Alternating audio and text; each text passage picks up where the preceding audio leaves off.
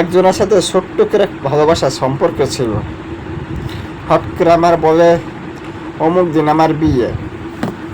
আমি শুনে খুশিতে খুব উল্লাস। হট করে আমার একটা থাপ্পড় দিয়ে আমার বলতেছে, আমার বিয়ের কথা শুনে তুই আনন্দিত খুশি হস, তুই তো নাম্বার ওয়ান হিজড়া। আমি বললাম কেন? আমার বিয়ের কথা শুনে তুই আনন্দতে খুশিতে উল্লাস হয়ে গেছিস। তুই এতদিন আমার পিছন পিছন ঘুরিয়া আজকে আমার বিয়ের কথা শুনে খুশিতে উল্লাস।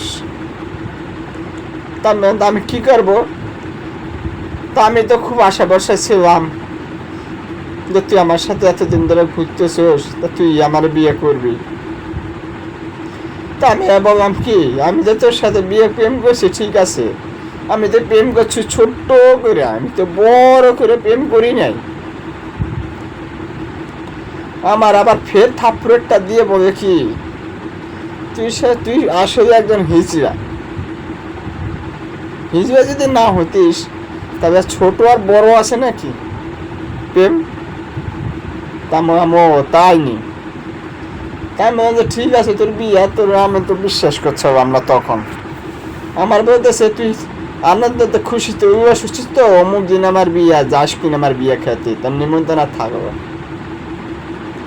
আমি ভাবছি কি আর কি করতেছে।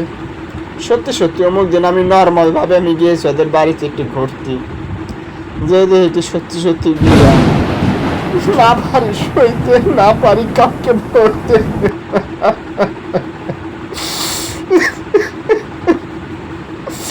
আজকে কি করবো? কুত্তার মতো পেট চুক্তি খেয়ে বাড়ি এসে তারপরে কান্দন শুরু করে দিছি।